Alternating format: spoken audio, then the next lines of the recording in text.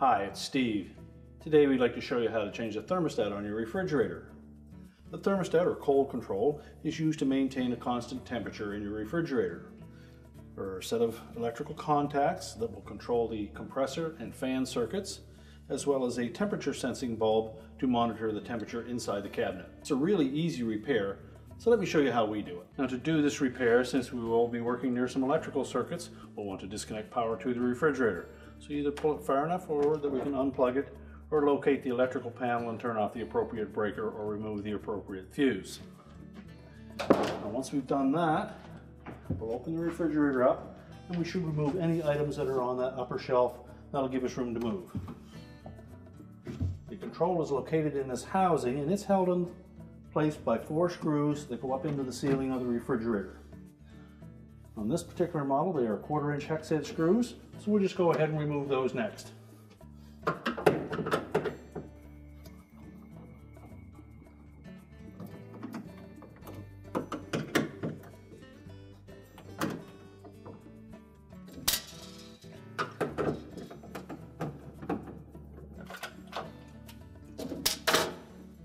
And just tilt that down enough that we can access this wire harness connector. I'm going to depress those 2 locking tabs and just pull it out of the connector. At that point, we can pull the whole assembly forward to disengage it from the drain tube at the back, and then we'll set that on a suitable work surface and we can change out the control. Now, with that housing on our work surface, we'll next remove the control knob from the front. Just pull it straight off and we'll set that aside.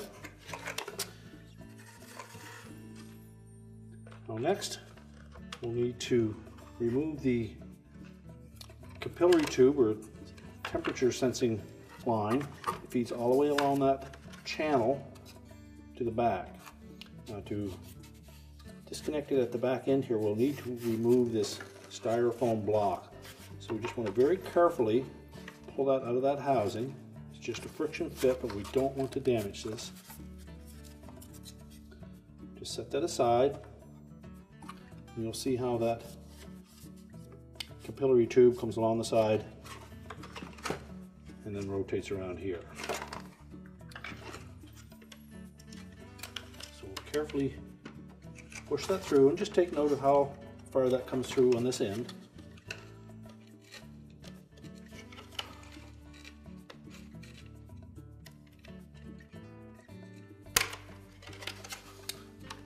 Feed it around those little tabs. Push it back up through this side.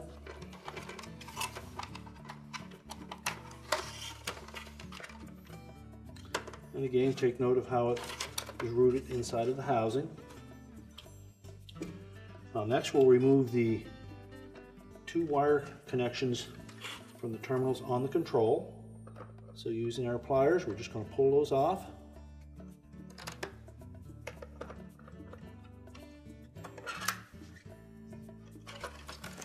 There will also be a ground wire on one end of that control as well. Just pull that off.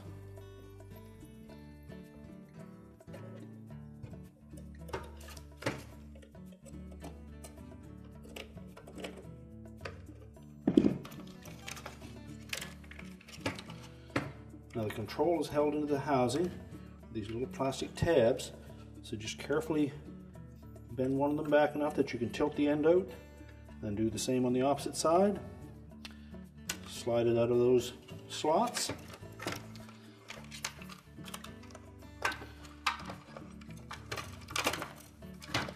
Then move that capillary tube away from the harness.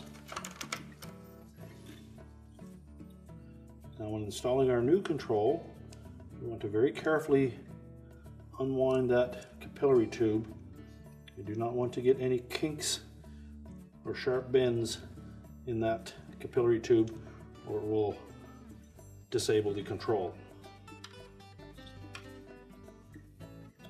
So we're just going to carefully make some bends in it.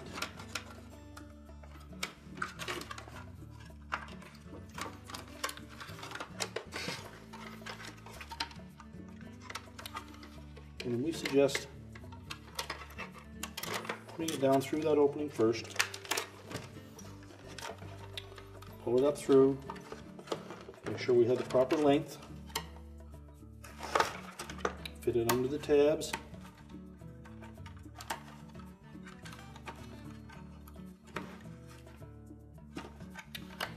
Once we've assured that we have the proper length, fit it into the little opening on the end.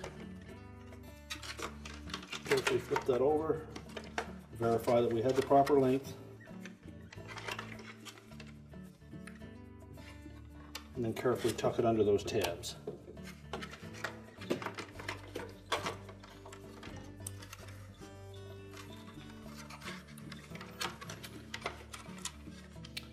And slide it into that channel along the side.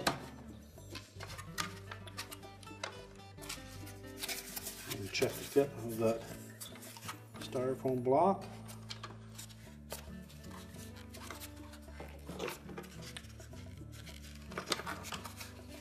And make any adjustments that you may need.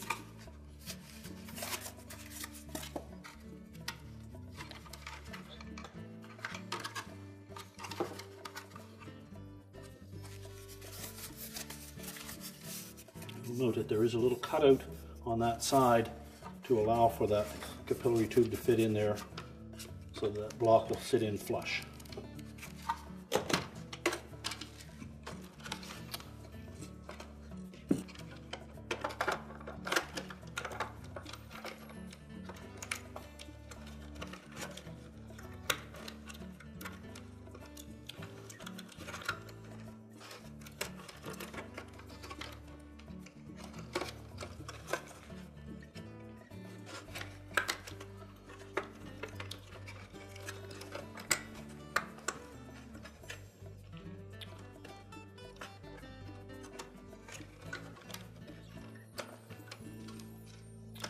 Now, when we have it roughly in position, we can then reconnect the ground wire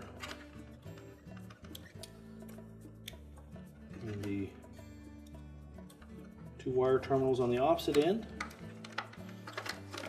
and then we'll fit it down into those slotted openings,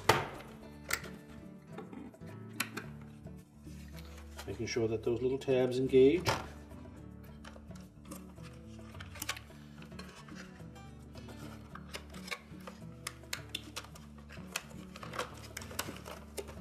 Then just make sure that we have no obstruction with that capillary tube and that we have no sharp bends.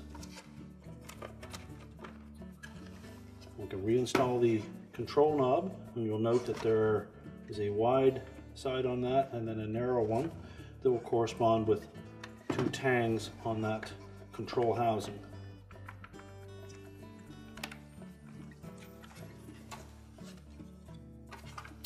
Now we can put the assembly back in the refrigerator.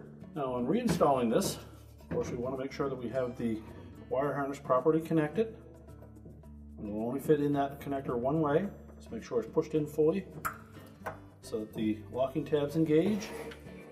When we can pivot it around, we want to make sure that the drain outlet fits into the opening at the back.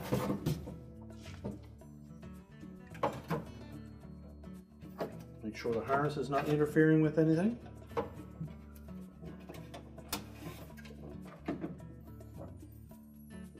And then we can reinstall the mounting screws.